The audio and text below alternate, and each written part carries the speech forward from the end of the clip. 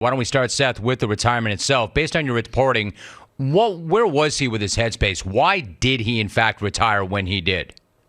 Well, look, remember, he said, it's not always about what I want. Sometimes it's about what my family wants. And I think that there's a lot of truth to that. I mean, look, he's ventured into a lot of different businesses, trying to get that transition for when he does walk away to be as smooth as possible. And then he's pulled in a lot of different directions.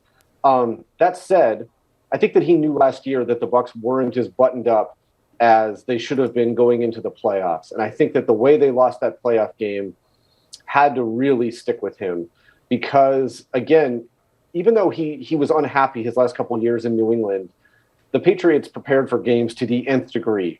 And at Tampa Bay, it was a little bit like going from Harvard to Florida State. He wanted something different for his last couple of years. But then once he starts competing, he knows the right way. He knows the right way to prepare for games. And the Bucs, he knew, weren't really looking to repeat or weren't prepared to repeat. And sure enough, they didn't. I mean, Seth, the way you lay that out, I don't want to say it's all Bruce Arians, but how much of it had to do with Bruce Arians? I mean, is that a matter of they were not buttoned up, they were not prepared, it was not like it was in New England, and is it because of Arians and that culture that he set up and the way he prepared his team? Yeah, it's a different person. I mean, and, I think their personal relationship is very good. But, like, again, people had told me just about Brady not feeling like that they were as tight as they needed to be going into the playoffs. And then sure enough, they get down against the Rams. They rally them back. It looks like they have all this momentum and they lose it in the last, 44 seconds, whatever it was.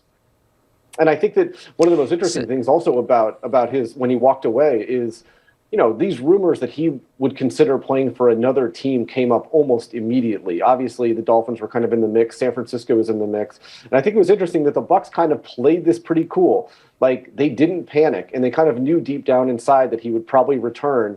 I don't know exactly want to use the phrase called his bluff, because I don't think that's quite it, but it was kind of a version of that where they knew that he needed a little bit of a distance and a little bit of a cooling off period, and then he'd kind of work his way back to wanting to play. And I mean, again, pretty amazing for a guy who's been so, so low key and not very dramatic to have all this stuff happen. And we haven't even gotten into the stuff that's happened the last 2 months.